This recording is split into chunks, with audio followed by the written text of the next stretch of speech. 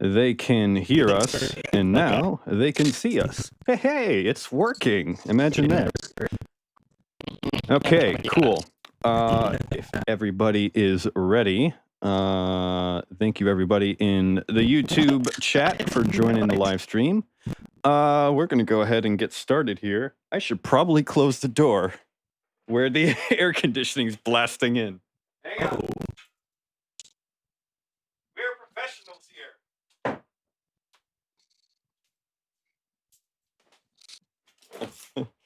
We are consummate professionals.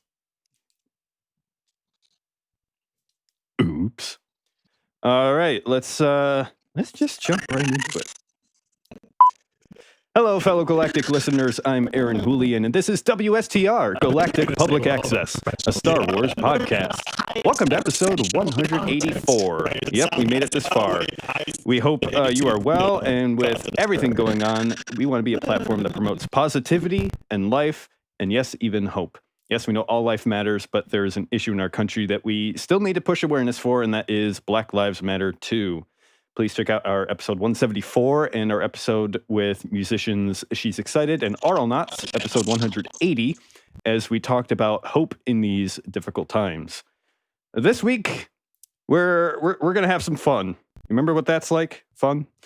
We're going to have some fun. We're bringing back an old segment that we call Across the Galaxy. That's where we talk about non-Star Wars stuff on our Star Wars podcast. Yes, we're frauds, we're hacks, we've run out of things to talk about. But we have some... yeah. But we do have some help from... Yeah. We do have some help from our friends at the STF Underground podcast. And we're going to be talking about some wrestling. So welcome to the show, Doug and Fox. Yeah, thanks for joining us. Specifically, that's dougEwrestling and Fox Narayan of the STF Underground podcast. Please check them out. They're a barrel of monkeys. They're a lot of fun, and we are glad to have them here today. We also have Mr. Todd Hoffman. Hi, everybody. Oh, yeah, we're a wrestling podcast tonight.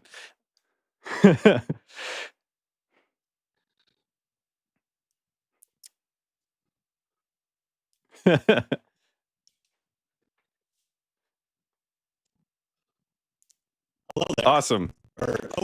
And he was not on the ticket for tonight, but making a surprise appearance last minute, Mr. JD Barrow. I'm representing. I'm a macho man shirt. I'm good, man. I noticed that. I was pretty happy. I'm not gonna lie. Yeah, I got the Millennium Falcon shirt. Yeah, we're already crossing. We're crossing the screen share. Seamless.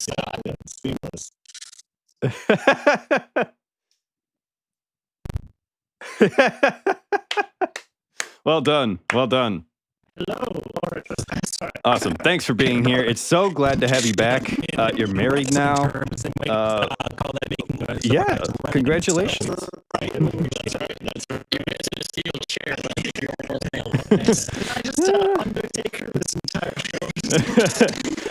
You think I'm hesitant? Like, buddy. Nothing compared to what you're going through. Miss Heather Allred has the night off. Miss Carla Giacalone also has the night off. It's just the boys for 2 weeks in a row. The hesitation, but yeah. Yeah. Super genuine.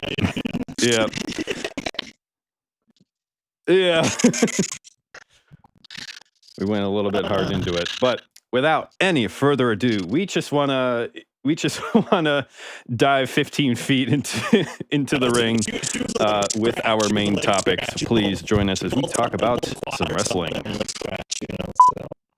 All right, Mr. Doug, Mr. Fox, you two are both on the hot seat. We have a little tradition here. We like to ask all of our guests how they got introduced into Star Wars because we're interested in the story of how such a cultural phenomenon has infected all of our daily lives and controls all of our consuming purchases. But first, how did that magic begin for you?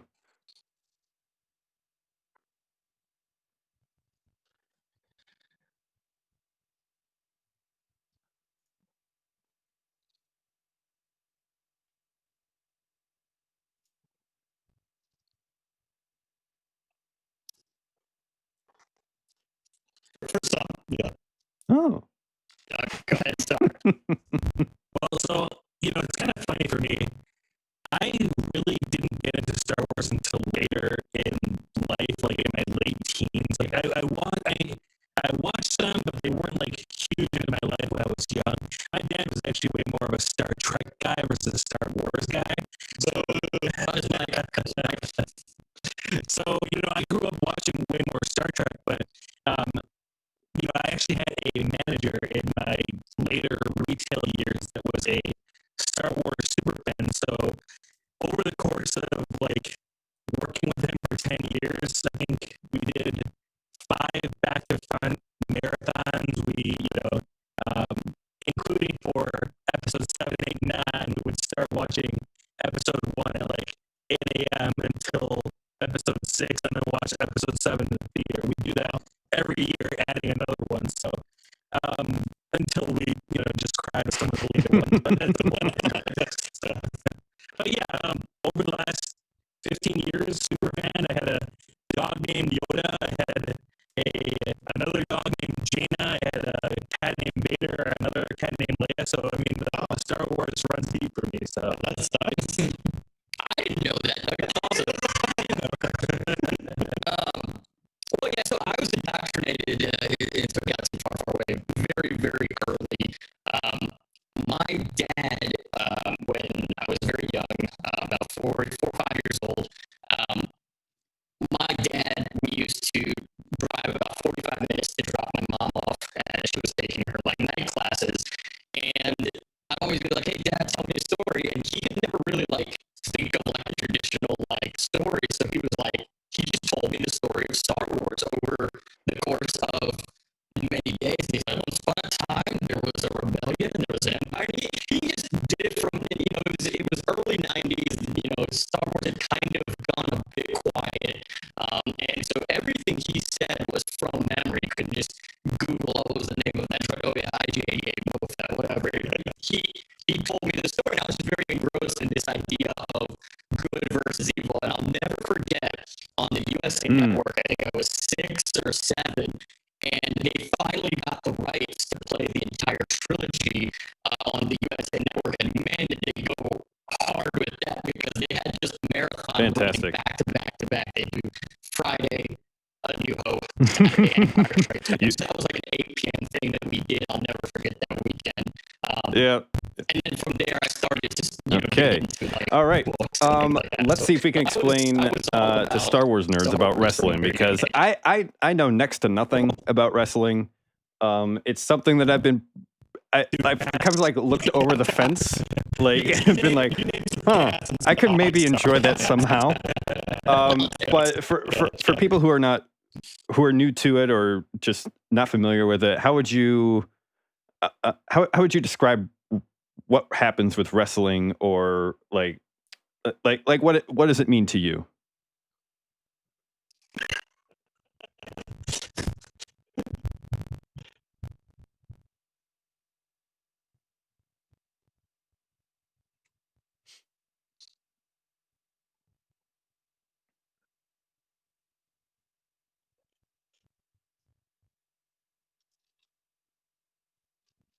Well, I'm going to let Fox take this one, but I do want to say before I do this, Fox, a lot of people's first reaction is wrestling is fake.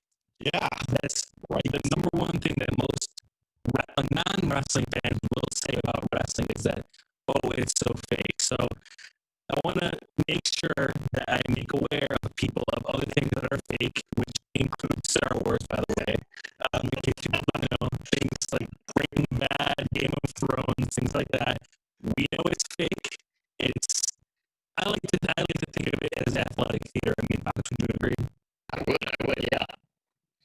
So yeah, and I think very overarching, high level, statements. It's like I grew up, and now, all the billion-dollar industries and franchises that we have now, the Marvel Cinematic Universe, Star Wars, things like that. I used to have like a Captain America shirt. I used to read comics, and I guess at the time it was just very like, oh, the word nerd wasn't really as used as such a beloved term as it is now, where it's, we have humongous conventions, and it's just everyone is involved in that kind of zeitgeist and that culture. But I think Star Wars has always been a space opera, and it just happens to be the story of good guys and bad guys that happens to take place in this sci-fi universe. And I think what got me interested in wrestling, especially in the mid '90s, it was a little more edgy. I was becoming a teenager, and so around that time, the way Star Wars as a kid taught me about like the Force and the dark side, and what is like these two very like binary good and evil. I think pro wrestling taught me about these characters with shades of gray, that you could be a good guy, kind of be, the way Han shot first, right? Is that you can kind of be a little bit of a badass, right? And but I think there was something dangerous about it. It was I always kind of compare it to why I was fascinated with all the stuff with like the smugglers and the Mos Eisley Cantina, just this caravan of crazy characters, and somehow you start identifying with it, and it just happened to include great athleticism. I love that it was live, and so yeah, the medium is a little bit different, but it's still in the sense that you're getting invested in characters and good storytelling. If I could add to that too, Fox said something really awesome there about storytelling, because at the core, wrestling is storytelling.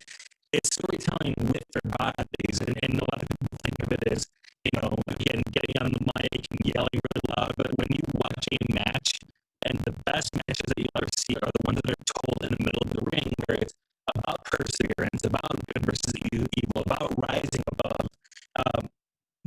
There are so many elements of storytelling when it comes to pro wrestling. When you are watching really good pro wrestling, you know it when you see it. It makes you jump out of your seat. It is awesome. And also, I do want to add to our Star Wars fandom. Hey, Fox and I here too. And I don't know if you guys had a chance to go to this, but Fox, I know you remember this when we braved the cold when it came to right before episode 7 in downtown Chicago. We went to the bar that was retrofitted into the Mos Eisley Cantina. Dude, I was there. We waited for 3 hours outside. I was there and I didn't get in. We waited for 3 hours outside. I mean, I'm going to tell you, it wasn't that great. Minus the...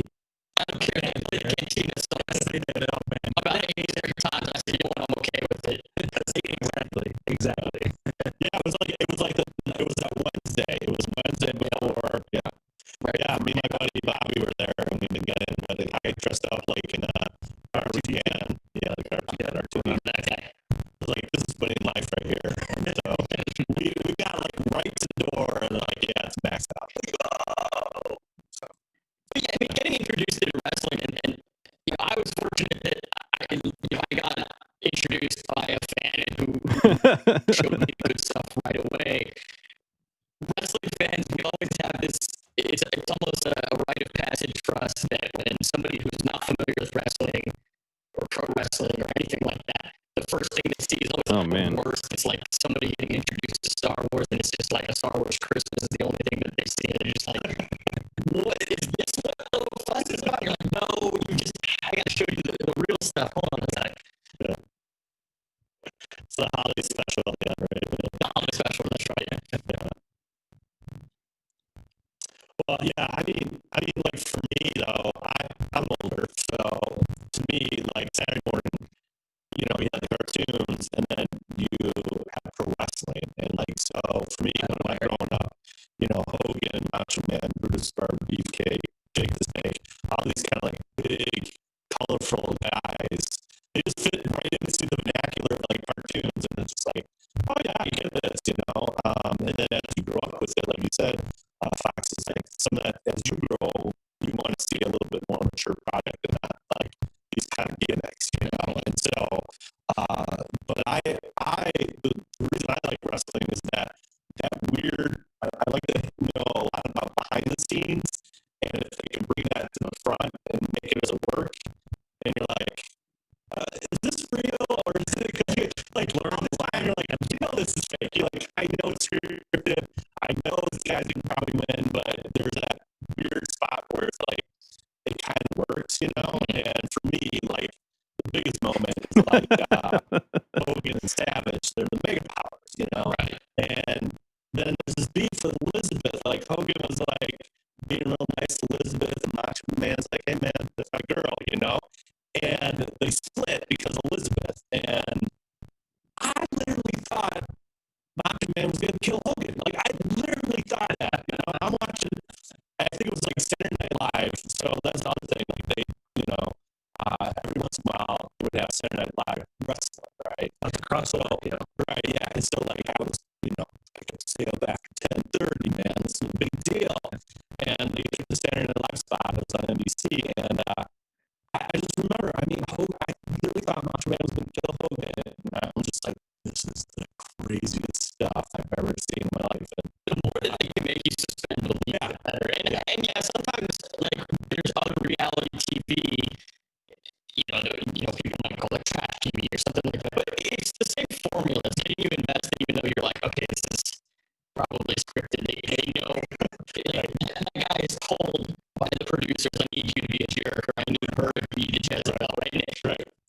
You know that, but in the end, if it's done well, you can get invested in it. And I think, Doug, you agree with me, as we got older, the love of it and the things that we were rooting for were not just the storylines, but the actual performers, because you get to peek behind the curtain and go, man, this guy's just every week, or this gal every week is just like busting their butts to give us, great matches, and you just want to see the person, the actual person, performer behind the character do well. It's kind of like a parallel to me of like what Star Wars is too, and I think when you take a look at Star Wars, obviously, episodes 4 and 5, you're looking at maybe a little bit more mature than where it went to with episode 6 and then 1, 2, and 3. And if you think about it, and Todd, you were mentioning about the colorful characters, that's kind of to me of like the 1, 2, and 3 once it got to like Doink the Clown and all those things a little bit more kid friendly. And then as we grew older, we wanted something more mature, which similar to Star Wars, episodes 7, 8, and 9, a little bit less kid friendly, a little bit more mature, so to speak. And that's kind of where we're at. Fox and I talk all the time. We don't want an insult to our intelligence. We want something that is good TV writing and a good product to be able to watch week in, week out, and something that can still be kid friendly. As we grow older, we're going to want kids and going to want our kids to be introduced to wrestling, and I don't want somebody bleeding all over the place to be able to do that. Right, so. Yeah. Exactly. Well, I have a younger son, and so like, I don't know, it was a couple years ago when like Braun Strowman picked out the kid from the audience, and like he's like the secret mixed tag partner. And still this day, my son tried to say, "Dad, I want to go to wrestling, man, just in case Braun can beat me and I can be wrestling with him." I'm like, okay, man. Yeah. We can do that. But yeah, it's like you're right. Like there's that. You want to be mature, but also like you said, kids. Oh no. It's not all. Shouldn't be all blood and boobs and right. Yeah, I mean, you're always be right when your parents walk in. One part of the show. So how did you two meet, and what made you just decide to create a wrestling podcast? No. I'm probably like you're not maybe a big fan of the porgs, but you kind of get them kind of thing. Good correlation.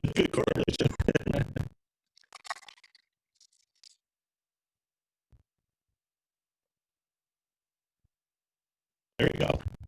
I'm going to let you take this one. Fox and I actually used to work together in Chicago at a sales company, and I really don't remember how we found out that we both liked wrestling. But here's the thing with wrestling and wrestling fans is as soon as you meet another wrestling fan, you're kind of automatically friends with them because it's something that really binds you from not just being fans, but also at one point being picked on for being a fan, or having to defend wrestling from being fake, like I mentioned before, to being angry at certain things. So there's a lot of things that binds wrestling fans together. And that kind of really happened with Fox and I. And then actually we did find out, over the course of being friends, of how much, movie nerds that we are, Star Wars nerds that we are, wrestling nerds that we are. So many different things that we kind of, bonded over. As far as the show goes and getting into a wrestling podcast, I actually work part-time for a website called ProWrestling.com. And ProWrestling.com is what a lot of people would consider a dirt sheet. They break news and they, give results and interviews to a lot of, to fans out there. So, in doing that, I started interviewing a lot of wrestlers. I started getting involved with the whole wrestling scene, meeting promoters, especially around the Chicagoan area.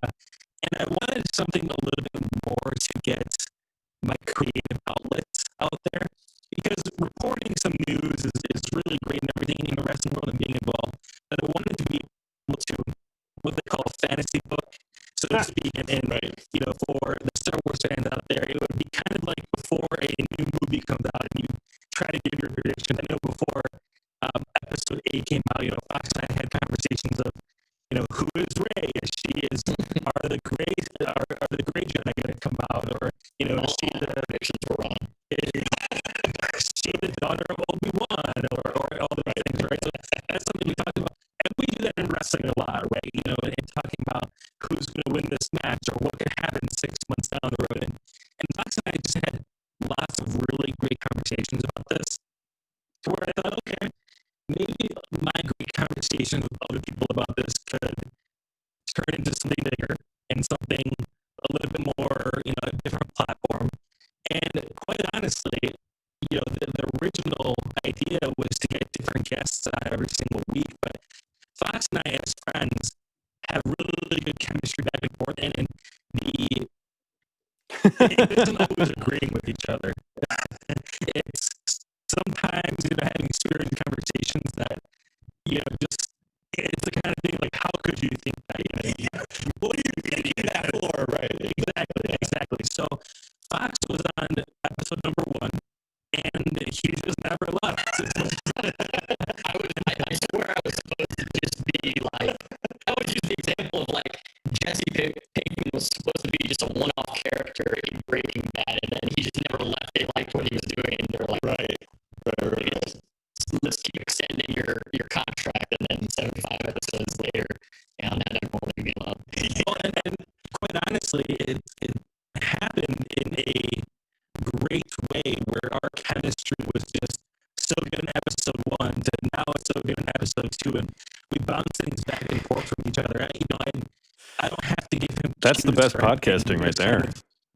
Talk like we talk, and the more episodes that we have, we realize, actually, we were just talking about this after our episode last week, of this is literally like we're just talking to each other, and it's a really great time, and if nothing else, we're entertaining ourselves, but hopefully getting a platform out there for other people. Right. Yeah. Well, I mean, you don't go to podcasting to make money. I mean, it's about like expanding. I mean, some people do, but I mean, what I'm saying is like it should be. You're enjoying the craft. You're enjoying those stories. You're enjoying each other, and I think that's kind of the important thing, And then we got the opportunity. We nerds were like, we went to this like C2E2 podcast meetup, and we sat at the same table, and so I'm glad we're finally doing this. And it was cool. I mean, quickly to what Doug said is like, you find another wrestling fan, or you see someone wearing a wrestling shirt or something. I find you like a unicorn in the wild. You're like, but then, we do this thing that is counterintuitive, and I'm like, I'm testing. I'm gonna drop a reference to see if he gets it. And he was doing the same thing to me. I was like, oh, I see. Okay, I see your reference. I got you. Okay, and then it just ended up being a cool conversation. But I think what I've enjoyed about doing the podcast with Doug is, I guess our styles are a little bit different. If I could facilitate the show the way he does it really well, and he keeps me like he'll wrangle me and when he needs to. But I think it's good to have like the host, and then a little bit like, for me, I just try to do more of the color commentary. I was gonna say you're the color commentary. I try. Yeah. So you're old reference to Jesse Body Ventura and Doug's Vince McMahon. But there you go. Yikes. You're gorilla, and then I'll be Heenan. There you go.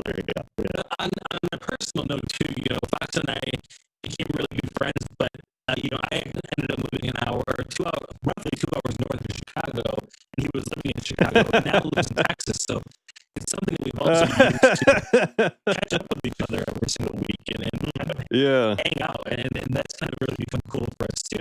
Oh man! And So otherwise, give us like a promo, like an elevator pitch for your podcast. For work, so.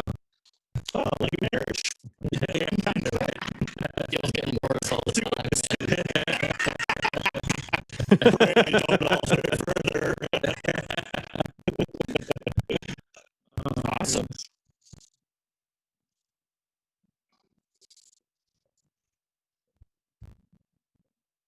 Okay. Yeah, all right. Well, so this one goes Fox PG. This one goes out to all the scruffy looking nerfers that are listening right now. You've got Fox Narayan. You've got the main man WWE Wrestling, and we're coming in here live and invading the podcast here, enjoying being on with you guys, talking Star Wars. But here's what we're gonna do. Even though Doug smells, I thought he smelled bad on the outside. We go together like Tatooine and Blue Milk, and you're gonna want to catch us as we drop and super kick your weekends every Friday. Well done. And all right. So say about that. Check us out. We yeah. love talking wrestling, All right, let's dig into the steak and potatoes here. What is your favorite part of wrestling that you enjoy? It might be superstars, might be behind the scenes, might be the stunts themselves. What is it for you that keeps you drawn in like a moth to flame?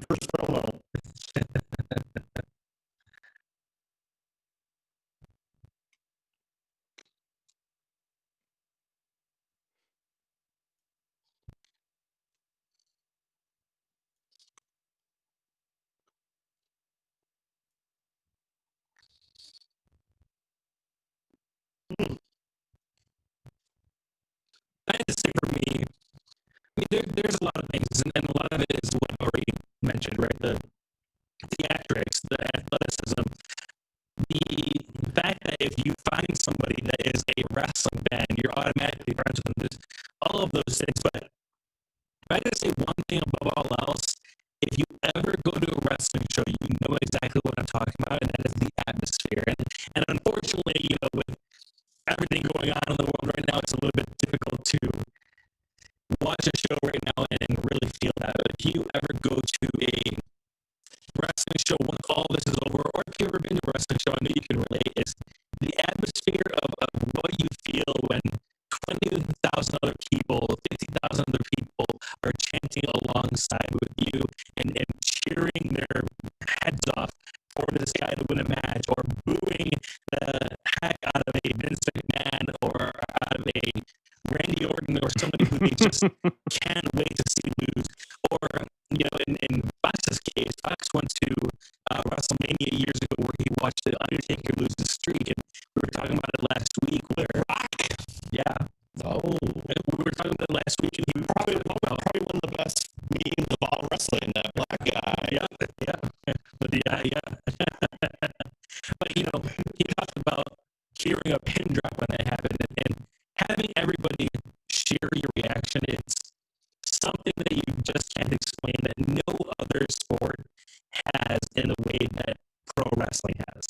I mean, come on, let's talk Rumble this year. I mean, when Edge came out, dude, that was some serious talk that you couldn't hear. I mean, I spent way too much time afterwards just watching YouTube reaction. It's contagious, right? I would say it's similar to like when we Star Wars fans watch the trailer, like you watch those reaction trailers, which has become like its own thing now. It's a little over the top, but that's okay. It's okay. You go and see like those endgame reactions that everybody has. That's really what it was like. I was actually in the theater when Endgame happened, and it felt very much like that, with everybody reacting at the exact same the exact same thing at the exact same time. It's an incredible feeling. Yeah, yeah. And like you said, it's kind of like, I would also compare it to music too. It's like, yeah, I can listen to a perfectly produced song on a CD or MP3 or whatever device you listen to now, but a track, yeah. But when you go to a live event, you want to feel that music coming off you. You want to hear that bass. You want to hear all that stuff. I say it's the same thing about wrestling. It's like you feel the energy. You feel that pop. You feel all that stuff. I mean, I saw Shane jump off a 50-foot jumbotron, and you're just like, that just didn't happen, but it did, Or I was ringside for when Enzo dove off. I think it was Payback 2016. Enzo dove off and he got knocked out. Yeah, stone cold. Yeah, just knocked out. And then you didn't know it wasn't work. It's like a real deal, And it's just like, it was pin drops. You can't experience that anywhere else. And so, yeah, it's very interesting. These guys legitimately do put their bodies on the line, and it's something that I don't know if many people realize that are from the outside looking in. That yes, these things are pre-planned, but these guys are extremely athletic. These guys are legitimately getting hurt, putting their bodies on the line, ripping their quads, tearing biceps. I have friends in the wrestling business that have been out for 6 months. I actually legitimately was standing right next to a friend of mine who busted one of the discs in his neck, and he was out for a year during the show. And it's just heartbreaking to see, but these are legitimate risks that these guys put their bodies on the line to entertain us, which is awesome. Yeah, I think with wrestling, what I loved was it was like the first thing that I got into as a kid. It was episodic. It was like every week was sort of like the cliffhanger. They leave you on this. What'll happen to the next week? And just that kind of soap opera type. Okay, well, we gotta catch. But growing up, it was always it was part of the cultural conversation all the time. You didn't want to miss it because that's what everyone would be talking about on the school bus.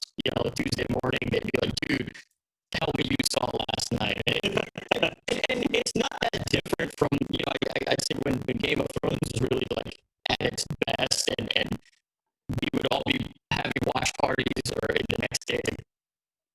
Full spoil. I DVR'd the episode. Awesome. So, tell me what happened. do you see kind of any correlation between Star Wars and wrestling? I know you kind of touched on it earlier, but maybe we can kind of go a bit deeper into that. Watch parties in the bar, and everyone pops at the same time, and those are just cool feelings. Yeah, absolutely. Cool.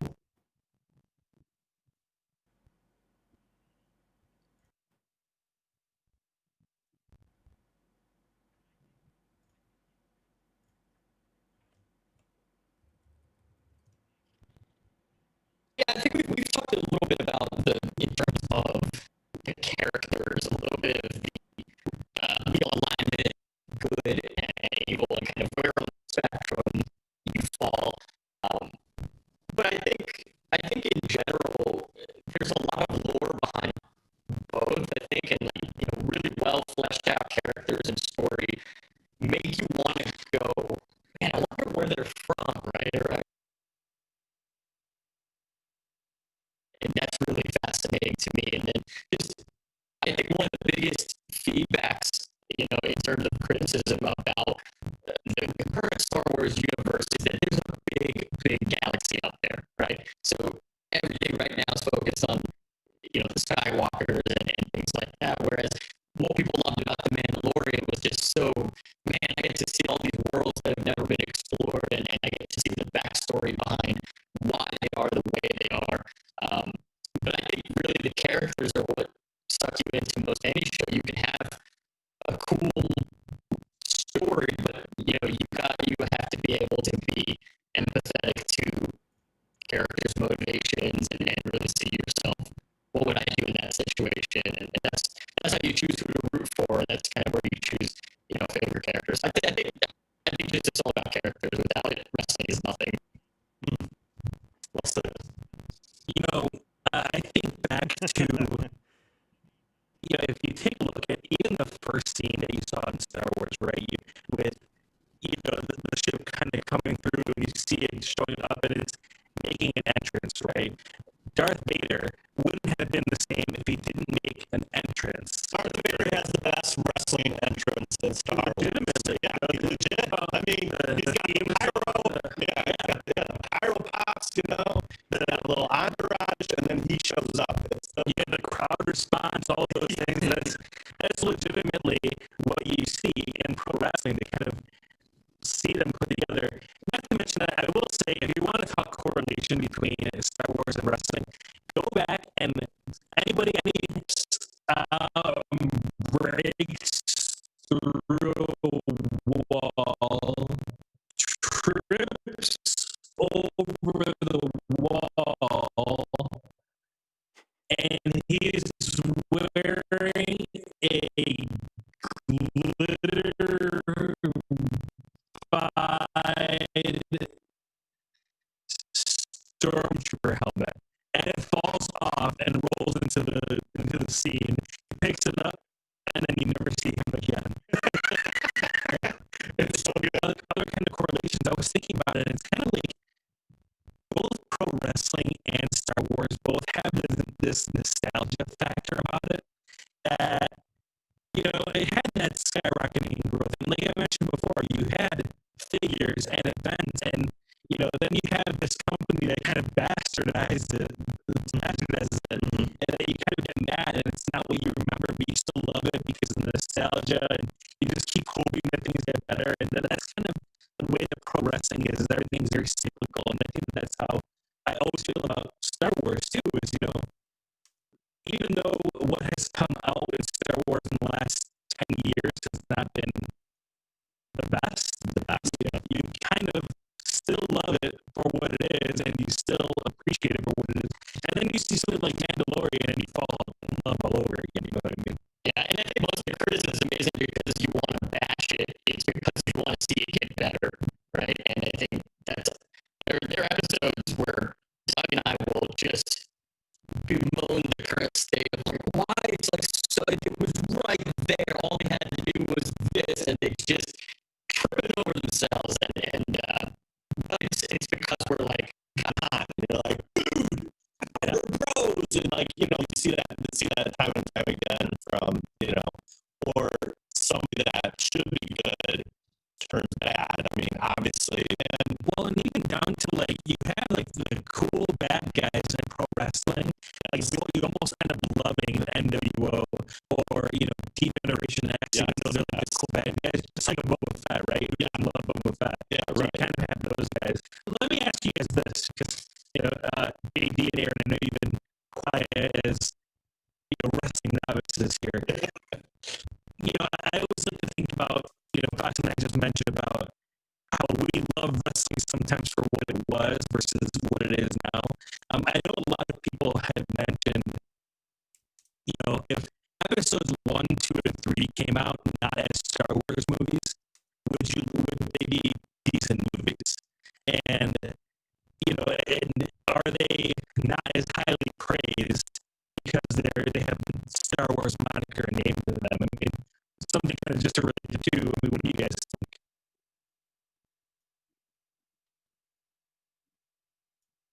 Aaron, do you want to start, or do you want me to start? If you can go ahead and start, appreciate it. So it's a difficult question for myself because I'm somewhat of an amateur writer, number one, but I'm also a hardcore Star Wars nerd. So I tend to overlook a lot of flaws of something if it has the Star Wars name on it.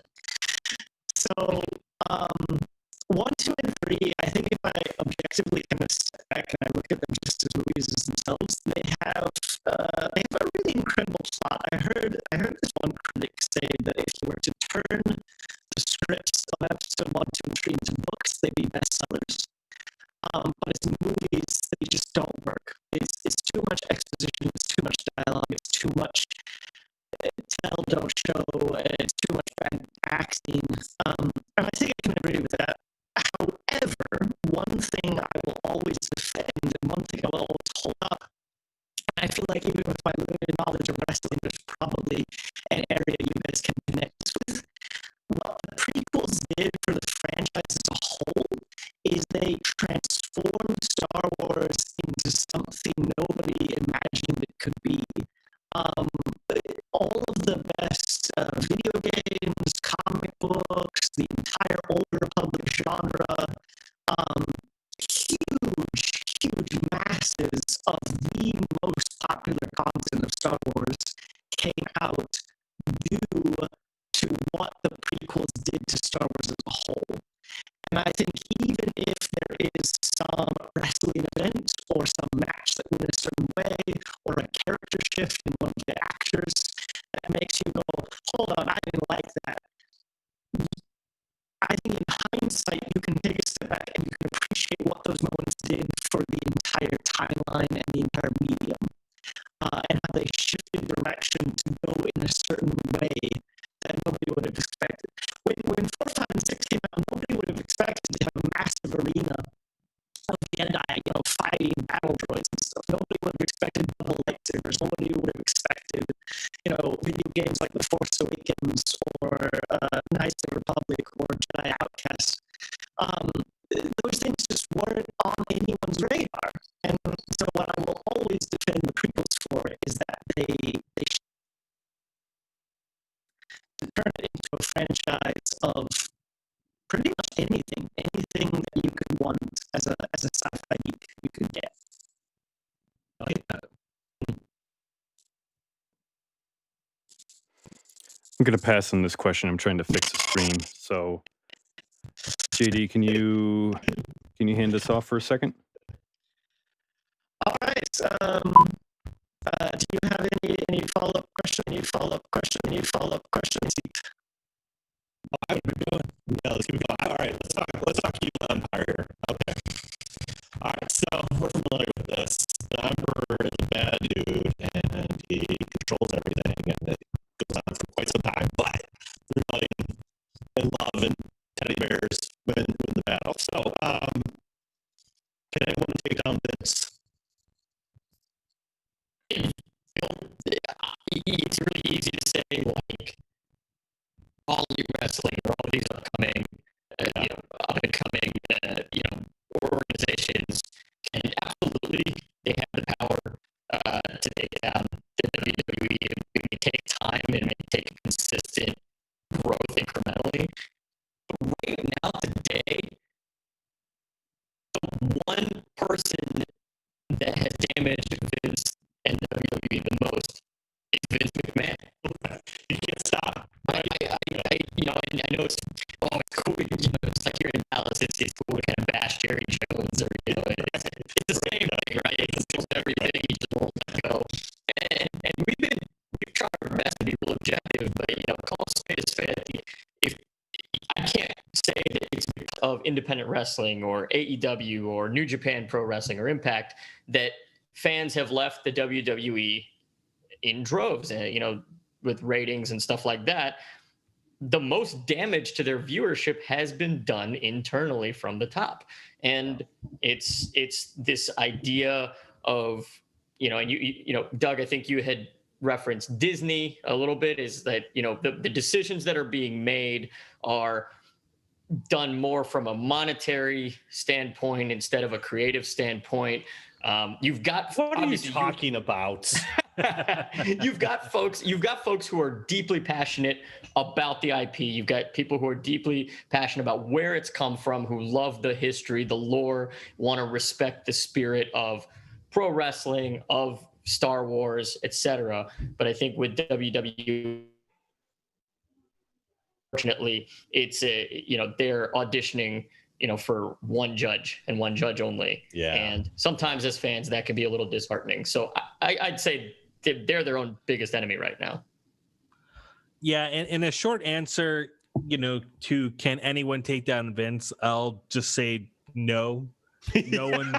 No one will take down Vince. And at least not in the way of, is anybody ever going to put him out of business? And, I think it's more likely that they'll eventually be bought, and sold by the time it's all said and done. I'd love to say All Elite Wrestling, like Fox mentioned, Tony Khan, and the Khan family, who, for those who don't know, are the owners of All Elite Wrestling. They're also the owners of the Jacksonville Jaguars, and net worth are worth more than Vince McMahon. Yeah.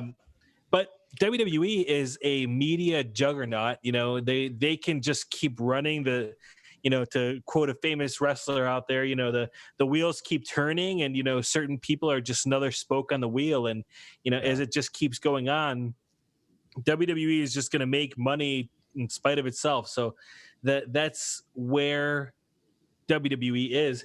I think if there was ever was anything, and Fox had alluded to it, it's the fact that wrestling itself outside of the WWE is so accessible right now. From Impact Wrestling, you can watch it on Twitch. From All Elite Wrestling, you can watch on BR Live on your phone. New Japan Pro Wrestling has an app, the New Japan World app. So there's all these different areas, not to mention that, All Elite Wrestling is available on TNT every Wednesday night. So, more than ever, wrestling is accessible to anybody. And things like All Elite Wrestling became a thing because of the boom of the independent pro wrestling scene. If you take a look in Chicago alone, I can name you at least 3 or 4 different organizations that run shows out of Chicago that I could go see. Well, in normal times, I could go see, any given weekend. So, it's there, it's accessible.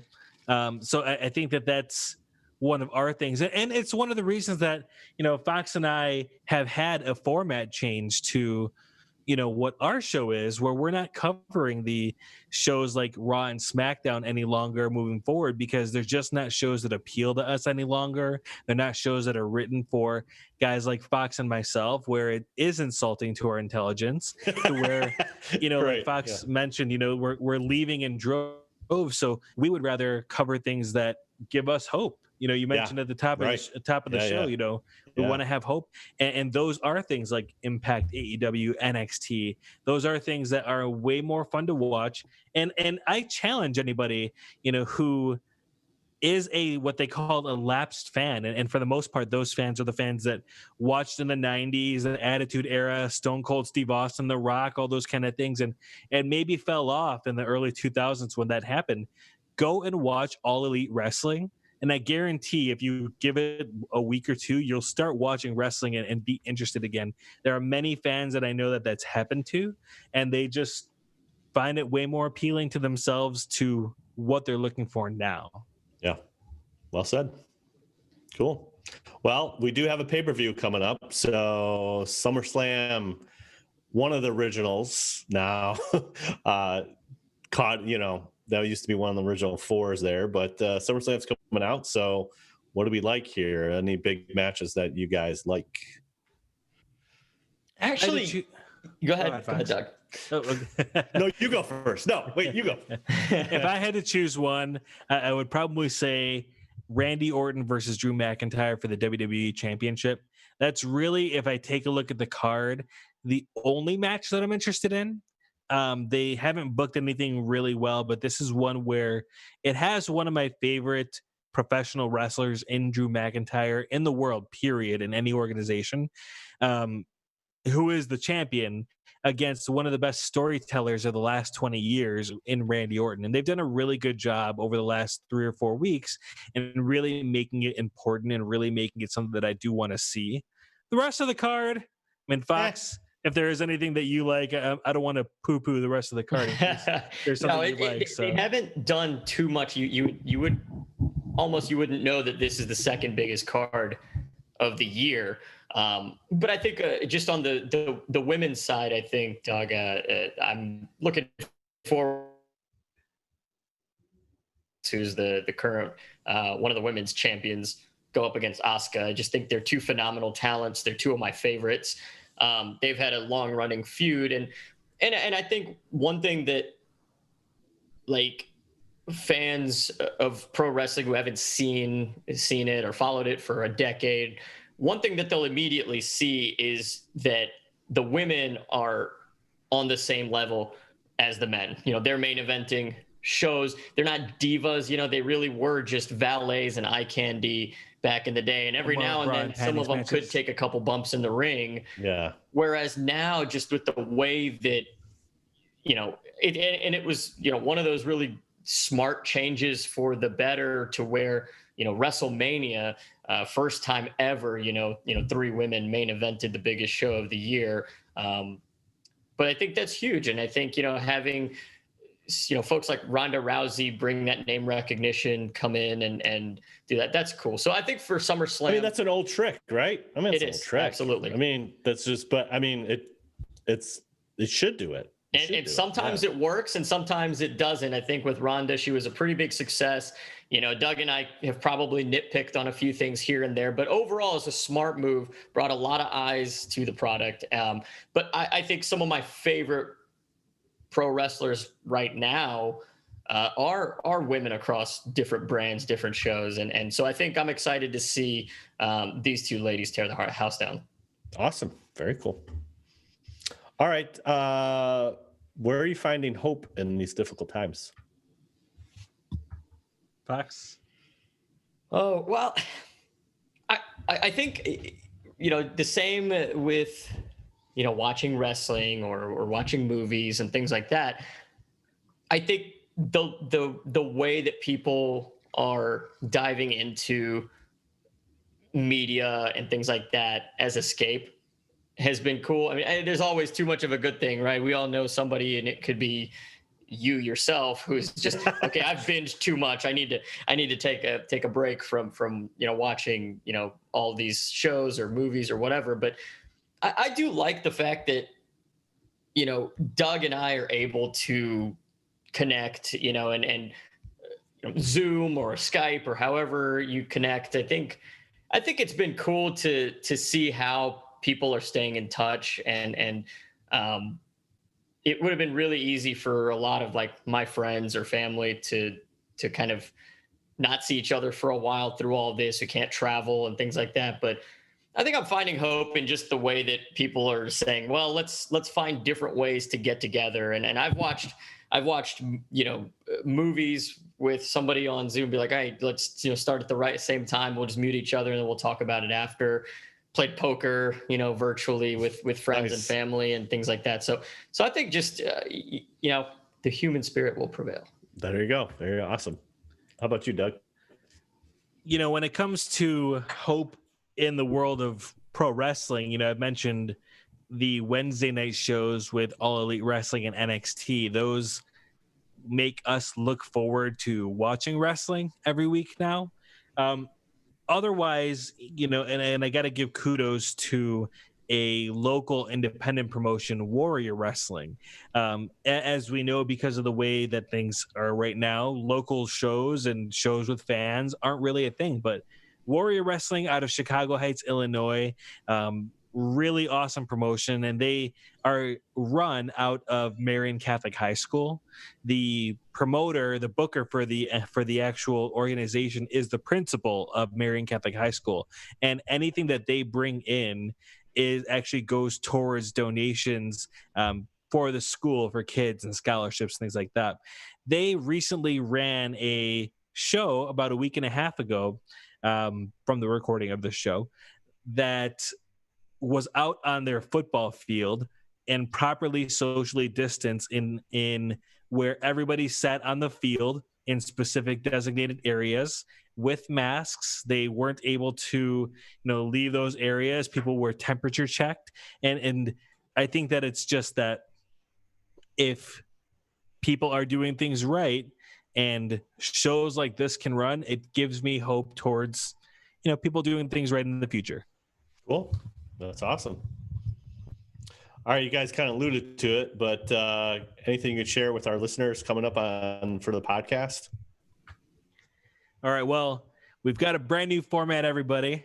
And, you know, like we mentioned, we're not covering Mondays and Friday nights for the main roster for the WWE anymore. No Friday night SmackDown, no Monday Night Raw.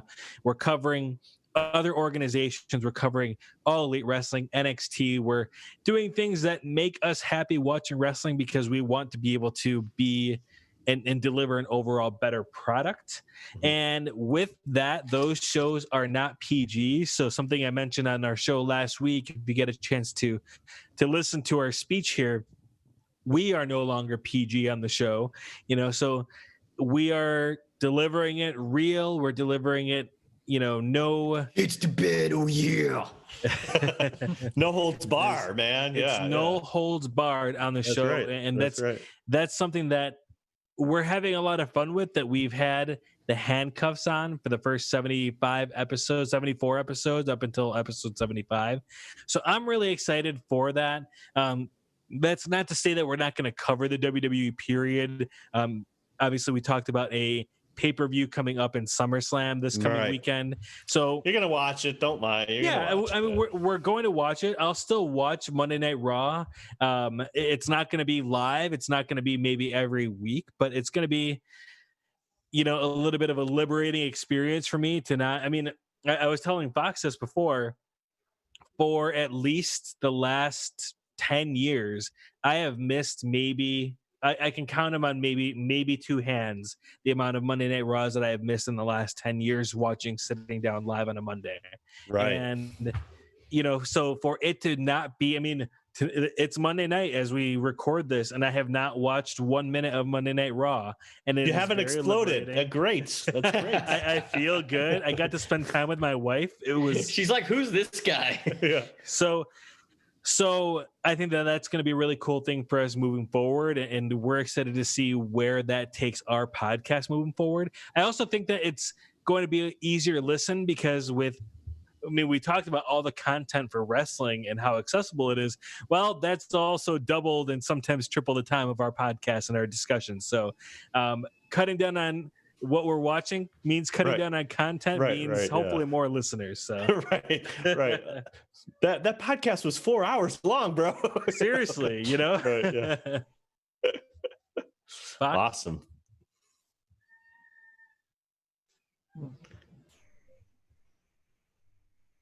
Yeah.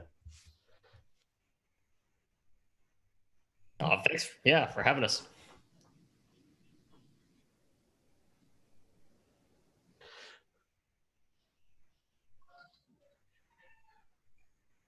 Oh man. Oh man, it's been such a long time. It's funny is that I came back in the middle of summer and I said the same thing, thinking that I would get back into a normal routine of doing the podcast. It didn't happen, so we'll see. We'll see if this one sticks. Oh, he's clearing his throat. Excuse me. All right. Okay. All right.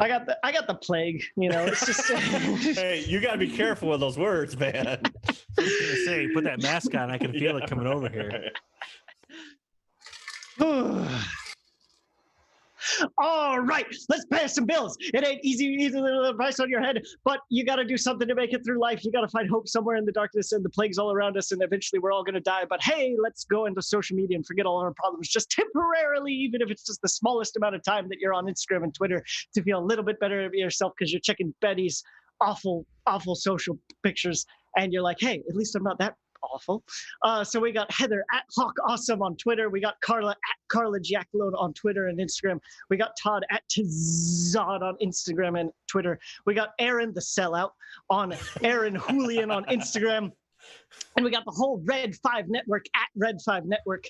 And of course, WSTR Galactic Public Access at WSTR Media. That's the best one. That's the only one you need in your entire life. You can email us at mailbox@WSTR Media. You can leave us a voicemail at 630-557-WSTR. If you don't know how the letters correspond with the numbers, then go back to grade school. That's not what we're here for. We want to hear from you, and we want to hear your gorgeous voice blasted across the galactic holonet. Don't be shy. The Force will be with you. We'll just make fun of you relentlessly if you mess up at all. But don't worry, I'm sure your mom will still love you. Our entire back catalog of episodes and all the links can be found at podcast.wstrmedia.com. And you should check out our Audible link. If you have no idea what Audible is, then you successfully have not sold your souls to the internet devil yet. But, one day it's going to happen. So you might as well head on over to audibletrial.com/WSTR and get yourself a free audiobook. If you don't know what audiobooks are, then you're about 70 years old. And I don't know why you care so much about WSTR podcasts, but we're happy to have you nonetheless.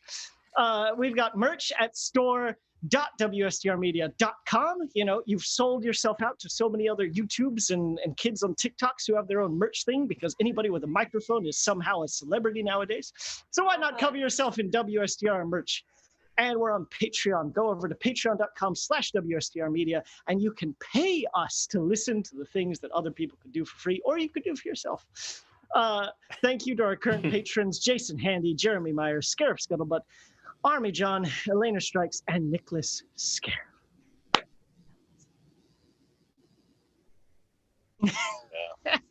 That's a great, that's a great promo, man.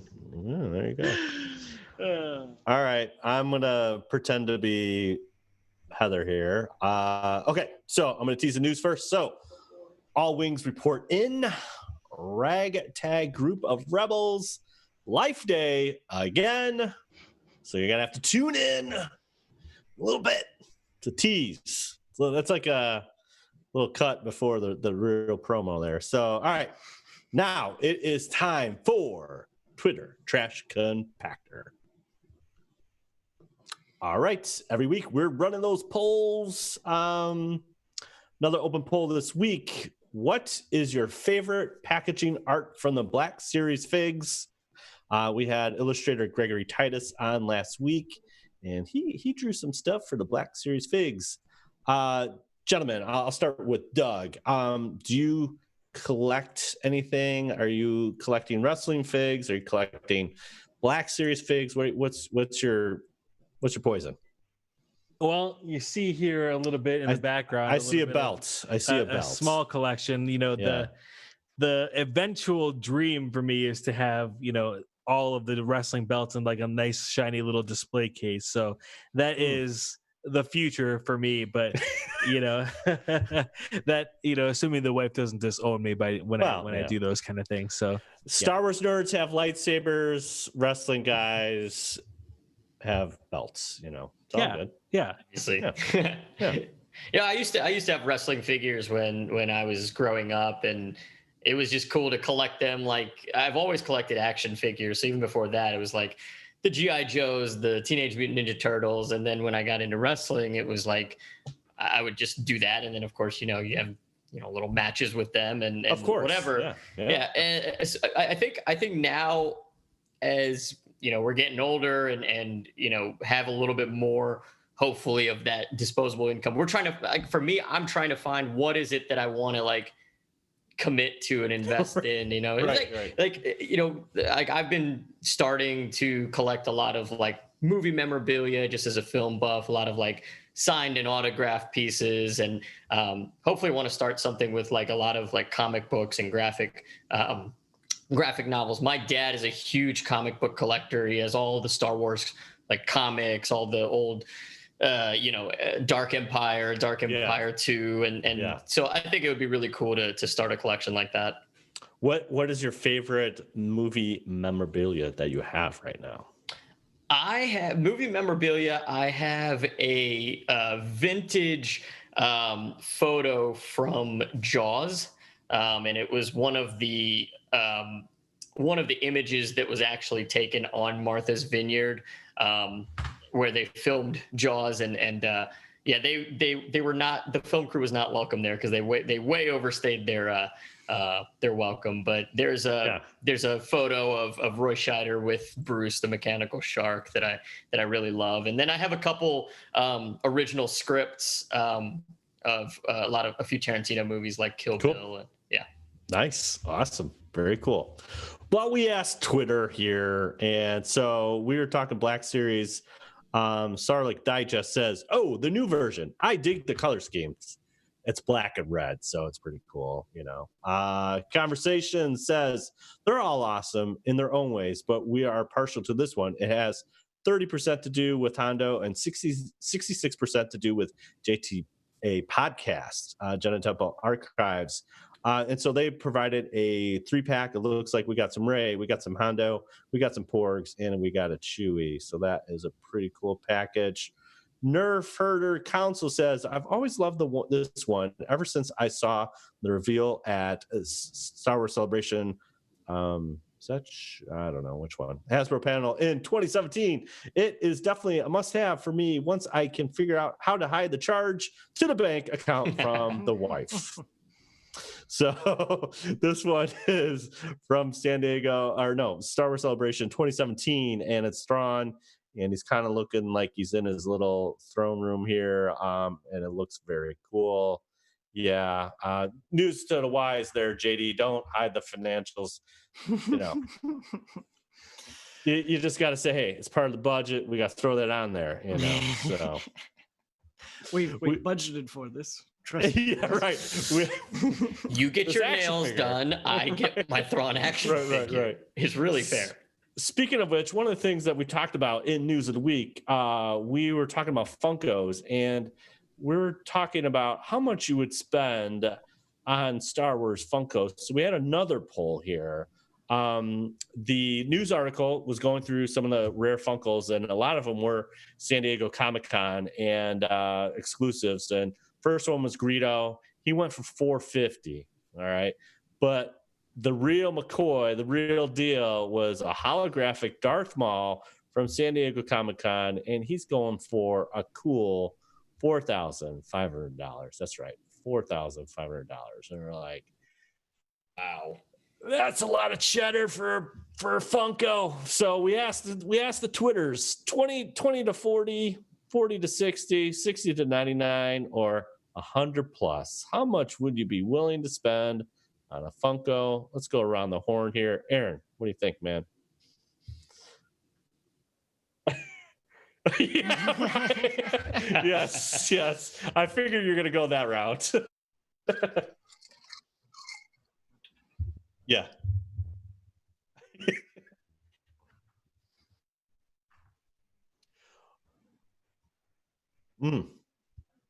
Wow.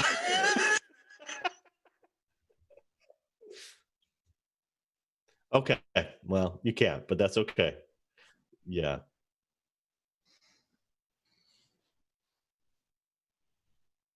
There you go. Fox.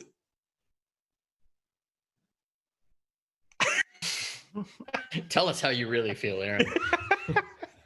I think I'm with the polls there. Yeah. Between 20 and 40. Okay. If I ever spend $4,500, I will hide that from my wife. That much.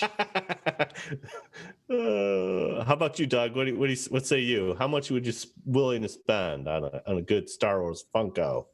I'm going to go in the same boat as Aaron here for a couple of reasons. As far as my $0, I don't think that they're hideous. Yeah, but I've gone out of my way to not be a Funko Pop guy because I feel like if I ended up going down that route, I would probably go and go off the deep end kind of thing, and just have to get everything. Not to mention that at the end of the day, with certain things like that, I mean, what do you do with it? You kind of just look at it. You could put it on a shelf. You could take it out of the box, put it on the shelf. That is true. Yeah. Or in the worst case scenario, as opposed to your belt that you defend weekly, Doug. First off, I go to sleep with that. Okay. Second off, as far as for Funko Pops, I guess I probably would be more worried if I was doing something with them. Like if I was doing the whole. Well, anyway, I won't judge, but yeah, I'm going to say Sir, $0. Are you playing with your dolls again? They're action figures. Gotcha. Okay. JD, I think you're $0 too here. See, the difference between you and me, Aaron, is that if somebody held a gun up to my head and said, spend $20 on a Funko Pop, I would just say, shoot me. I wouldn't need to wash away the guilt and shame because I'd rather just go out right then and there. You're like, and degrade myself. Jesus, I'll see you soon. It's a man of principle. Like, there's something I understand the desire to want to collect, and the whole reason that Pokemon is successful is the idea of catching them all, of the 100% completion, of the having your whole wall lined up with, belt after belt. I understand. I get it. I get that drive, that energy, that consumerist mindset. But there is something so just disgusting about Funko Pops. Like, okay, let me give you the analogy. Lego came in, and they went on a quest in the early 90s up till present to try and convert every single medium into Lego, whether it was through a video game or through a set or something. They're on a mission to consume every single franchise and turn it into Lego or something. Fine. Like, you can build, you can play, you can spend like 50 hours, putting together the most complex set, and then you put it on a shelf and you say, I did that. But with Funko Pops, they have the same philosophy, and it's just the most irritating thing, because they're basically like, we're going to take your favorite whatever, we're going to turn it into the most boring design, the most minimal, Chinese sweatshop effort that we can put in to make this thing look like our Funko Pop brand. And then we're going to sell it back to you. You don't get to do anything with it. You don't get to build it. There's no pride. There's no joy. There's no satisfaction. You just get to give us money for the 2 cents we paid some poor Chinese 5-year-old to put this together in Hong Kong. And that's your lot. And we're going to charge you hundreds of dollars when it's a rare edition. And $4,500. Doug, I feel like Monday Night Raw is the Funko Pop of pro wrestling right now. They're like, yeah, this sort of resembles something you used to like. We put the name on there. We're going to exploit your love of this. Yeah, no, exactly. Literally, yeah, they're literally with Funko. I mean, they literally, what I can't still fathom is like they have almost every license out there. It's like ridiculous, I mean, they're everywhere, but I'm just surprised they've had like the staying power that they've had. Mm-hmm. Like, you look at old awesome toys like a Tamagotchi or Gigapet; those didn't last very long. No, or I don't know if you guys have ever watched the show on Netflix, the Toys That Made Us. Yeah, all those things that Beanie Babies and things like that. Yeah, exactly. I'm hoping that one day we'll see Funko Pops on there, because that they'll have gone away. And oh my gosh, yeah. People were getting divorced over Beanie Babies, and now people are getting divorced over Funko Pops. Like, this is my collection, this is your Beanie Baby collection. Hopefully, one day. I just want to see. I want to see JD cut a promo on those people just like forced to watch this and be their marriage counselor and be like, "Wake up! What is wrong with you?" There was okay, so this is a little more tangent. There was a thing in Reddit, like I don't know, this is like a month or two ago, and the guy's like, I spend like $2,000 a week or something on Funkos, and he doesn't understand why his wife doesn't like that or something, and they have to get a divorce or something. And I'm just like, dude, you got some big problems here, bro. Anyway, Twitter said 20 to 40, 57%. So there you go. I think that's reasonable. And, even our guest Gregory said, I like the idea of just like going on the shelf and buying something. I don't want to like spend this ridiculous amount of money just to have this thing, so. You know what I find like really interesting? They're good to like I have a couple, sorry guys, but I have a couple, but because that's fine. They literally don't do anything, right? It's not like they got any bendable appendages you can't do.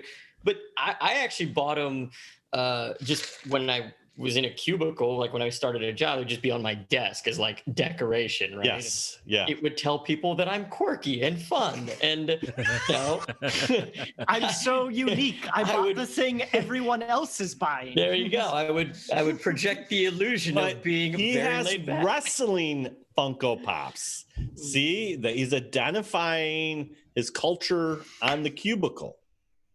I was taking a look at your Twitter poll here, and I find it interesting that 57% said 20 to 40. Then we have 29% with 40 to 60. Yeah. But if they were between 60 and 99, no, I'm not spending that. Like, absolutely not. Yeah. That price range is just out of the question. Out of the question. 100 plus. You have the fringe group that is like, oh yes, I got to get number 436.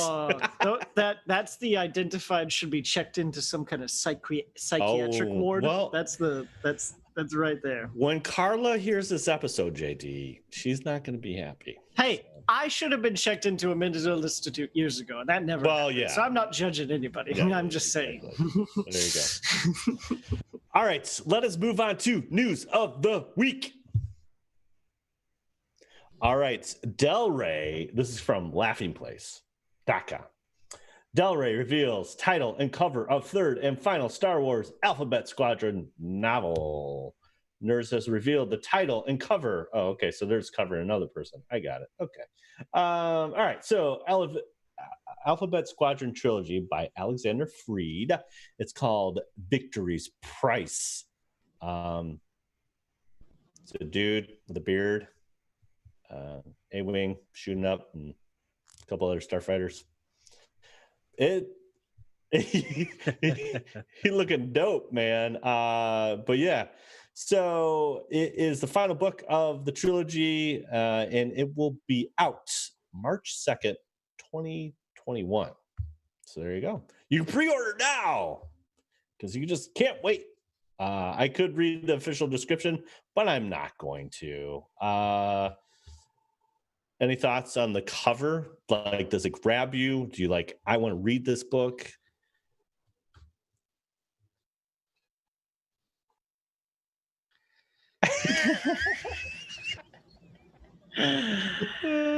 Just for men model. Yeah. They just like put some filters on it, like touch of gray. Touch of gray.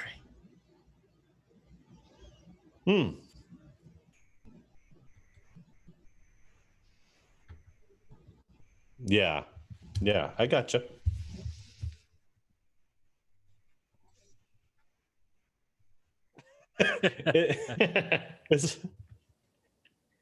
Yeah, I got you, bro. Yeah, I mean, I've read both, so the second one was okay, but the first one, I don't know.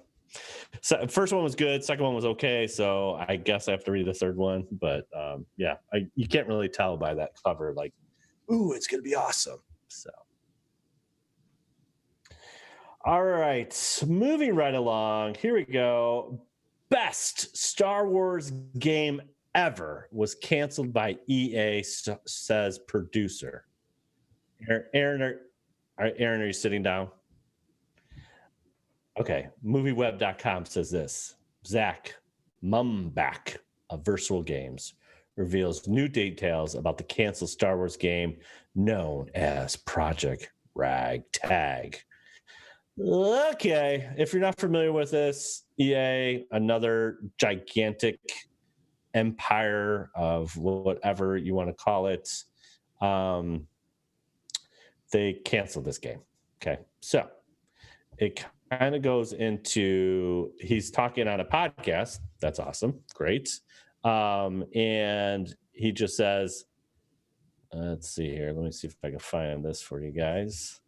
It just basically goes into, it was shut down. The Versatile Games was shut down in 2017. Mumbach revealed some new details about the Axe project. It sounded like fans were waiting for, but, this is what happened. So he says, swears. Okay, I think this is a effing Amy Hennig. We have the chance to make the greatest Star Wars game ever made and a possible Game of the Year contender. I think we would have had the best Star Wars game ever made. That's not knocking any other Star Wars game, by the way. The story and the setup and the characters, like, man, it was set up for success. We had to go execute what was going to take. Execution was going to take a while. So if you're not familiar with Amy Hennig, she was the main writer for the very famous PlayStation Uncharted series. So EA brought her over to begin developing and writing the story. And if you read a little bit further, basically it says the lead character in the game is described as a blend of Star-Lord and Robin Hood. And with Emmy hanging on board, it was kind of Uncharted in space. So if you're ever familiar with Uncharted, it's very much Indiana Jones kind of feel, Tomb Raider a little bit, and it's a great game. It's a fun game, really well written characters, and so we'd have a similar feel. So thoughts about EA shutting down this game and what we could have had, another one in the lost archives. I don't know, man. I feel like EA has been doing a lot of rebuilding of bridges with Star Wars fans. It's like they are the empire of loot boxes, and all the Battlefield games, Battlefront. Sorry, like Battlefront. Those games are actually a lot of fun. I mean, when they first came out, so much of it was locked. It was a pay-to-play kind of thing, and I think they've learned their lesson from that. But the most recent Star Wars game I got was the Jedi Fallen Order, which is a very, very fun game. Mm-hmm. But I would have been a big fan of some kind of swashbuckling adventure around the galaxy. That would have been cool. Yeah, I mean, basically that's the pitch, right? Uncharted in space. I would play that game. Yeah, right.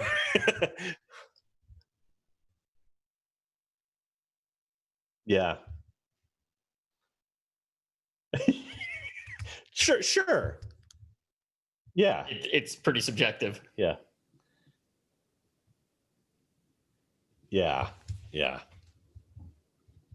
Right. Exactly. And yeah, I mean, and Jedi Fallen Order is not a perfect game, but it's a tight single player story, and you get to explore and hyperspace around planets, and you get to go back. Yeah, you get to go back to other things. It's not linear, and I think that's fun. That's fun. It feels like Star Wars. It feels like you're getting to explore certain parts, and I think it was very true to the spirit of it. So yeah. I mean, so if you have something that's single player focused and not, again, the knock on both the Battlefront games is that it's not a lot of story there, and so that's where you have an issue. It's like, oh, first Battlefront is like no story. It's just like whatever. And then the second one has a little story. And they're like, oh, you're going to be the Empire. You're going to be really cool. And you're going to be a bad guy. And then she turns a good guy, like not even halfway through. And you're like, I thought I was going to be a bad guy. Now I'm a good guy. And so they kind of pull the rug under you. And so at least with Jedi Fallen Order, it's consistent. There's no multiplayer. It's just a straight, solid single player game. And that's what you would have with this kind of project tag. So yeah, like Aaron said, there's been a drought for many years, and even LucasArts couldn't get their act together on half the projects they had going. So this just is another one of those could have been games. Hey, as long as they don't scrap the VR Squadrons game, that looks amazing. Yeah, it looks pretty good. Yeah, it looks good. Yeah, exactly. And I didn't plan this, but JD already predicted it. Disney and Lego are making a new Star Wars holiday special. Lego wants to, Lego. So this is coming from Engadget. And basically, here we go. November 17th, 1978. If you're not familiar with that date, that is the only date, the first and last date, the Star Wars holiday special was ever aired on CBS. There you go. But if you are a subscriber to Disney Plus, you can get the Lego Star Wars Holiday Special, which will reunite Rey, Finn, Poe, Chewie, Rose, and all your favorite droids from R2-D2 to BB-8 for a joyous feast of life on Life Day. And so, yeah, it is coming to Biz Plus on November 17th, 2020. What do you guys think about this? I mean, I'll watch it. Just All right, so- simultaneous. Doug will watch it. Aaron I'll watch groans. it. I don't know if I'll. I mean, I'll give it a chance. Let's just say. Yeah. Okay. Here.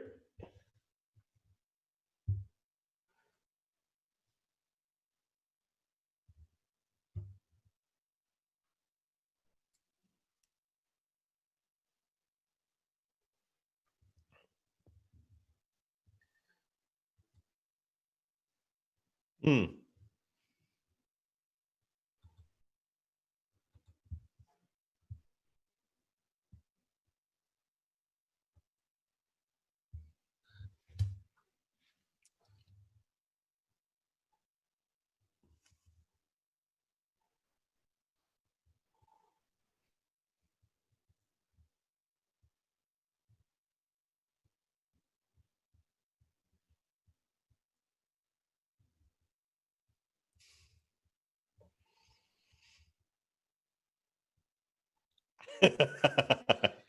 You know, the Lego series in general, though, like with your Lego Batmans and all those kind of things, they tend to be kind of satirical and and have a lot of fun at the expense of certain things. So Yes. I would be interested to see if they like use that time to poke fun at the original special and Yeah. kind of make it I think that's exactly what they would do. bad in a good way or good in a bad way kind of thing, you know? Yeah, I have faith in this because I feel like with the charm of Lego, especially like the cutscenes, they've evolved over time, and like even when you play like the the Star Wars Legos 2, like the original, they make fun of these little cutscenes in between the movies, and they're hilarious. They're fun, And now later on, now they have full dialogue, but before they were just kind of doing their Lego thing, and so I do have hope for this one. But it, like Aaron said, there's this little weird.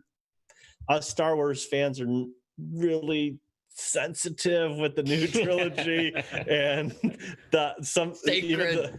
The holiday special is somewhat sacred in a weird kind of way. So it could be a recipe for disaster, or they could pull it off. So I was nervous. I think I felt prophetic. Like earlier at the top of the show, I was like, I don't know. It's like if someone saw something like really bad, like the Star Wars holiday special, not knowing that it was at the end. At the Fox, bottom. you said that, and then JD says Lego just wants to Legoize everything, and so now we have the holiday special mentioned, and now this. I don't know if there's something else coming out soon that we'll predict by the end of the show, but this is a little scary. It's like we're having some forced premonitions here, guys. It's just true professionals with these two over here. Yeah, right. Yeah. Right, exactly. All right, that's it for the news of the week. Aaron, I think it's time for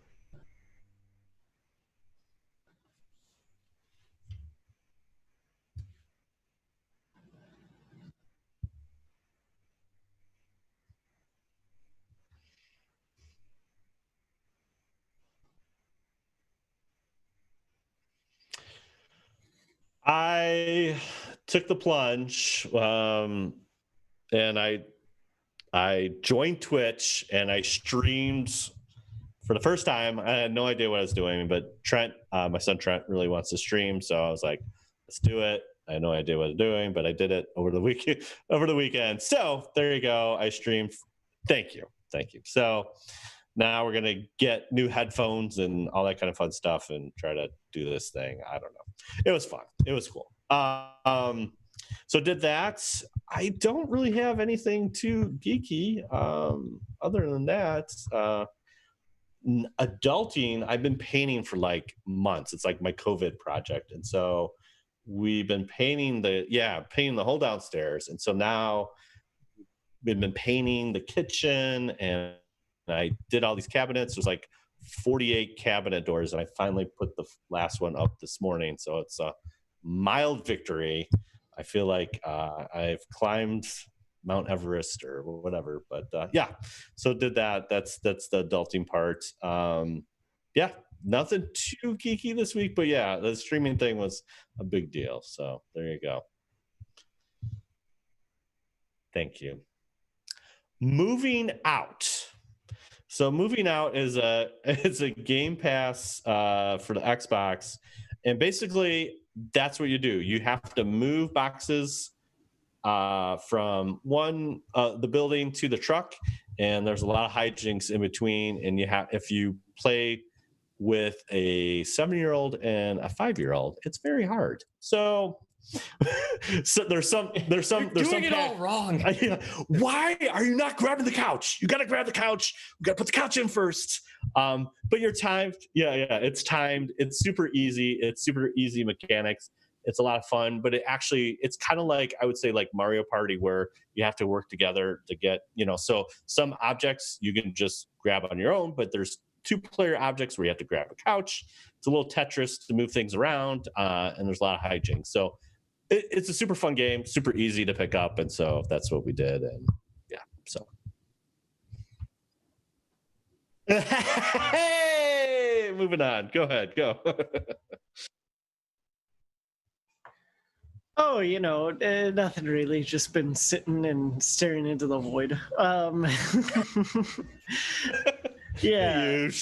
No. The big thing, of course, has been getting married. Marriage. Marriage. What brings us together. Yeah, getting married, moving back to Chicago, and as of today, starting school back up. Whoa. So it's wow. It's been a bit of a very quick couple of weeks, and hopefully, I'm hoping by the end of this week, once syllabi and other things are done, that can kind of settle into a better routine, take a breather, and kind of start, I guess, living a semi-normal life again. Is syllabi the plural for syllabus? It is, because it's not syllabuses. That's just okay. It's weird. syllabi.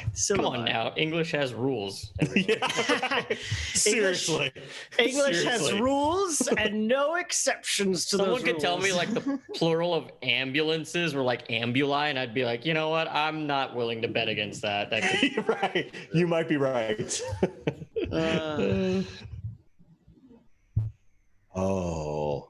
Okay. Thank you.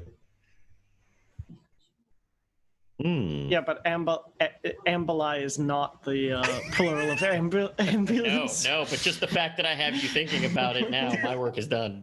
Right, exactly. Who's to say? I think that's the point where you do the beep and edit that out.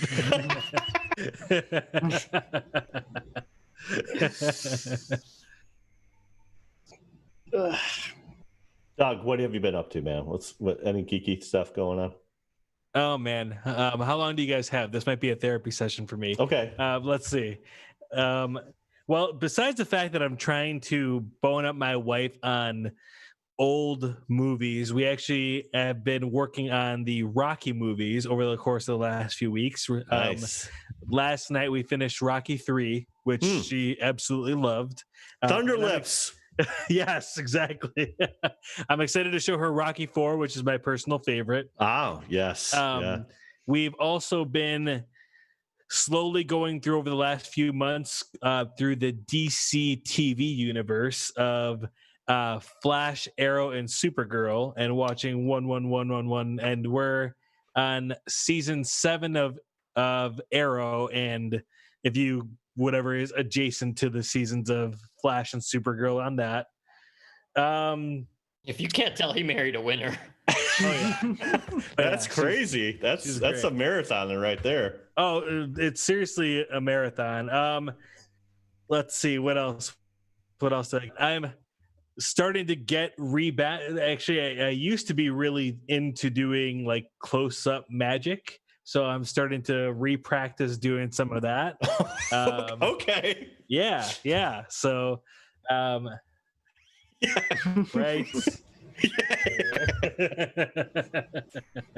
Man, I'm out of it a little while. Everybody's getting delusions of grandeur. Not to mention, we have a wrestling podcast that goes on every week. So, yeah.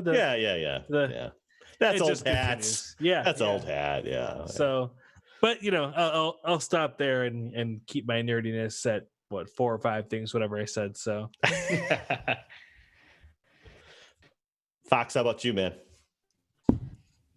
Is it my turn? Yeah. Sure. Yeah. I guess right now, not anything terribly geeky. I've been, in terms of video games, I've been playing a lot of Overwatch, and I think Overwatch is just an awesome. It's a first-person team-based shooter, but it's just a lot of like really cool characters, and I think what appeals to me is it's a lot like comic book characters and things like that. So I've been playing a lot of that.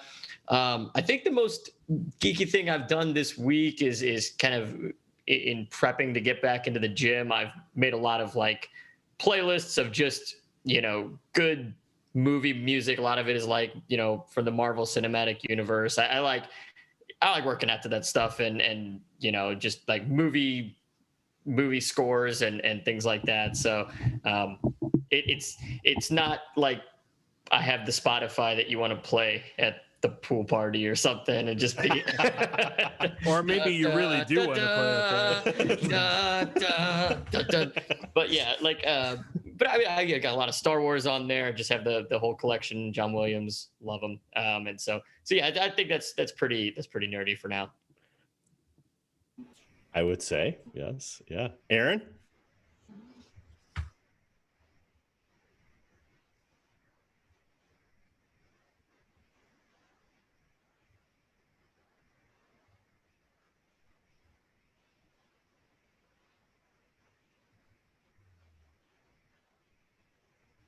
Okay.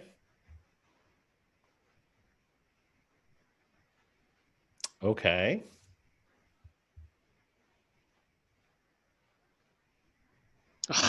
No. Yeah. Familiar.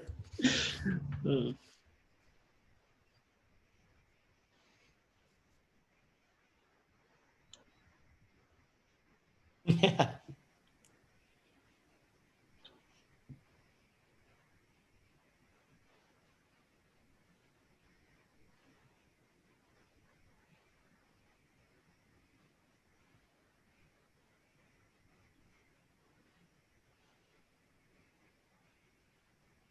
Hmm.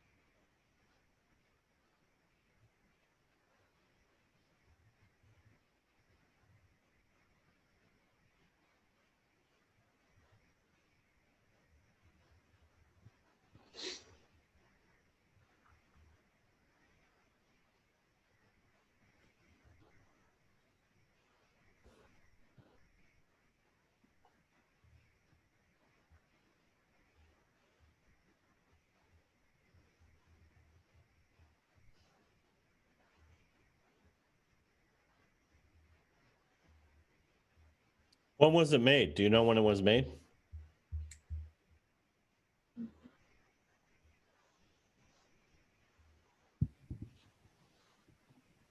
So that was the first claymation feature-length movie. And I don't know why. I always thought it was like that Frosty the Snowman, like the Rudolph the Red-Nosed Reindeer. I always thought those were the first. Oh. Nerd cred. I just got out nerded real fast. Come on, dude. Excuse me. That is stop motion versus stop motion. Yeah. You asked, yeah. It's fair. It's fair. Awesome, man. That's pretty nerdy.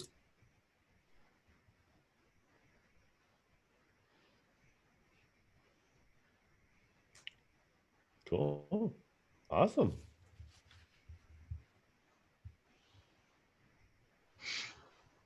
It's a wrap. Well, this is interesting. I've never done the outro. I think I'll wind down. It's a late evening for some of us, and we're just going to take a chill, relaxing stroll to the end. Thanks again for listening to another episode of WSTR, Galactic Public Access. Once again, check us out on social media, WSTR Media, all one word, all lowercase. We want to hear from you. So comment, tweet, rate us on Apple Podcast, and if you give us a 5-star rating, we'll throw in some swag. Retweet or email us a screenshot of the rating. We'll read it on the next podcast. Email us at mailbox@wstrmedia.com. Leave us a voicemail at 630-557-WSTR, 630-557-9787. See, if you wait to the end, you get treated better. This way you can leave a voicemail and we can play it on our next upcoming podcast. And we might be nice. You can catch all of our back catalog of episodes at podcast.wstr.com, wstrmedia.com. We have merch at store.wstrmedia.com, and we're on Patreon, patreon.com/WSTRmedia. If you haven't gotten the pattern yet, I don't know what to do. Thanks for everyone hanging out in the YouTube chat. We stream every single Monday at 9 p.m. Central Time, 10 p.m. Eastern. You can catch us on the YouTubes. Since you're not watching Raw or SmackDown or Raw, you just come here, man. Yeah, just come here. You can see all of our mistakes and horrible facial expressions live before Aaron edits them out forever. We are also part of the Red 5 Network. It's a great family, a bunch of people who just sit around blabbing into microphones about Star Wars and anything else. It's pretty nice. Head on over to red5network.com for all updates and shenanigans. That is exactly what was written on the script. I didn't throw that in there. And of course, thank you to our two wonderful guests, Fox and Doug. Thank you so much for joining us this evening. It's been a pleasure having you. Where can people find you? Well, first and foremost, you can find our show, STF Underground, on Facebook, STF Underground Podcast. Follow us on Twitter and Instagram at STF Underground. If you want to shoot us an email or get involved in our show, that's stfunderground@gmail.com.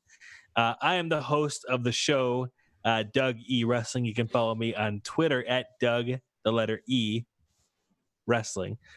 And then Fox, I'll let you do your thing too. Well, you can follow me on Instagram at Mr. Quick Brown Fox. I am at Fox Narayan on Twitter. That's FOXNARAYAN. And of course, just catch us as we kick off your weekends. Drop every Friday. And I just want to say thank you guys for having us on. We might be the underground, but I think moving forward, we consider you guys to have the high ground. So. Oh man, we did it. Well we did it, ladies and gentlemen. We did it. And last question. Who is your favorite wrestler? Doug, go for it. All right. I will go and take you to a gentleman who made his name in the independents, made his name afterwards in the WWE, even had a short run in the Ultimate Fighting world, and that is a guy. His name is Phil Brooks, but you might know him as CM Punk. Big fan of his. Yeah. The guy is a little bit of a rebel. Chicago guy. Man. Yeah. Chicago guy through and through. I have chanted CM Punk many a times at the Allstate Arena. I have too. Even when he wasn't in the card. The guy is, exactly the rebel heart that us older fans love to, our heart ticks and beat with him. So, yeah, that's a good one. Yeah, my favorite wrestler has been and always will be Chris Jericho. I grew up as a Jerichoholic. He was one of the first guys that I really gravitated to, and it's crazy that almost 30 years later he's still doing his thing as the elder statesman. He's the Terry Funk, if you will, of this generation. So yeah, I've followed him throughout, and yeah.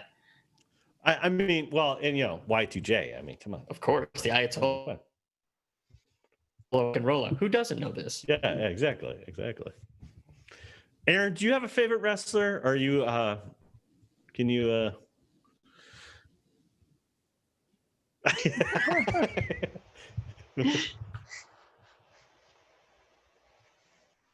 That's true.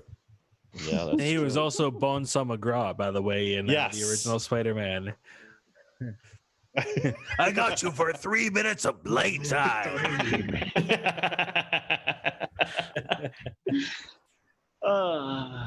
There you go. JD, do you have a favorite wrestler? No. I honestly am I'm not even a novice on the wrestling scene. I guess the two things I'll say is congratulations to Rock Dwayne Johnson for actually making it in a career, not simply wrestling, but actually a Hollywood career, and rip to John Cena for trying to do the same thing and not doing so hot. That's I guess that's all I'll say on that matter. The guy is in what was he in G.I. Joe? He's going to be in the new Fast and Furious. I'd say he's actually turning it around. He was in he was in Bumblebee. He was in Bumblebee. The movie with that potato. I mean, Amy Schumer. I don't even remember what it's called, but he's trying, bless him. But we'll have to keep an eye out. He's Doug, no Rock, to see but which pro wrestler ends up being in the Star Wars universe. As like cameo as a bounty hunter, or they need big guys every now and then, right? Yeah, that's true. That's true. Yeah. Yeah, I mean, The Rock had like Scorpion King to start off, and it was horrible. But then after that, he did the Tooth Fairy, and then all of a sudden now he's like the lead guy, or whatever. So, yeah. I'm wearing the shirt. So if you haven't noticed, Randy Savage for me is the biggest one. I love him to death. Well, he's dead too, but don't be a wrestler. Kids, don't be a wrestler. Please don't be a wrestler because you die very young. But yeah, CM Punk too, Doug, he's one of my favorites. In fact, I used to work downtown, and I'm walking to the train, and guy's got this ball cap down. I'm like, got this tattoo thing on his side, like a little star thing, like Converse thing. I'm like, that's CM Punk. And then I pretty sure he has some Star Wars tattoos too. Yeah, he does too. Yeah, and then this girl is like super tiny. She's like 5 foot, and I'm like, I should turn around, but I didn't. I should have. But yeah, they were walking to Millennium Park. I was like, oh my god, CM Punk. But he was there. He was there at Celebration. Me and my son Trent got to see him live, which was fantastic. And at one of the C2E2s, I did a photo op with CM Punk. I had to pay. I laid down some checks. Yeah, we did too. Yeah. So I had to, because I'm like, CM Punk is definitely one of my favorites as well. So. If you non-wrestling fans, go and watch his famous pipe bomb from 2011. Highly recommended it. And I'm looking at you, Aaron. You're go back, type in YouTube CM Punk pipe bomb. Yeah. It's Todd was talking a lot about the blurring of reality and wrestling and script and everything, and this is that at its finest. It's what they call a worked shoot, so to speak, in the way of it is the blurring of reality, but in a scripted way that sells the show. But then you're kind of like, all right, was he supposed to say that? Like, did he go too far with the promo? Like, yeah. So basically, he's kind of that anti-hero, and he's sticking it to Vince. And Vince is obviously the owner of WWE, and it's just the way he's delivering that. You're like, I don't know if he should be saying that. And that's like you're saying, Doug, that's that great blur of like scripted TV, but I don't know if he's going too far, or is he, So yeah. And it's kind of the and actually Fox pointed this out to me a couple weeks back of how much I, as a wrestling fan, enjoy reality and wrestling, and it's because the facade of wrestling, the theatrics of wrestling has kind of gone away over the years. You know that, I don't know, the boogeyman doesn't really eat worms. That that, I don't know, a guy like Doink the Clown isn't really a clown. All these things. The right? Undertaker is not an undead. Yeah, so you know these things. So and there are still some characters when they do that and they do it right. It's very, very entertaining, and you have an appreciation for it. But in the reality era of pro wrestling, you appreciate somebody that can get real on the mic, talk real, and speak in almost truths. And that promo is really one of the biggest inceptions and most famous moments of that. Yeah. Yep. What he said. Ditto. All right. Well, next week, everyone, moving a little bit away from the subject of wrestling, not far. Episode 185. We liked it so much, we are bringing Around the Galaxy back next week once again. And we will have some more friends coming around too, such as Red 5 family members Dave, and live from Pizza and Parsecs. You'll have to just come on down and see what it's about. We're going to be talking about the other chosen one, Neo from the Matrix. So tune in next week if you want all the spicy details and messed up voice lines. We are still on the road to 3,500. Please help us get there. We will start groveling if it comes to that. If you want us to, we'll send you a video of Aaron begging on his hands and knees. And we have more prizes. We have more prizes to give away besides that spicy video of Aaron.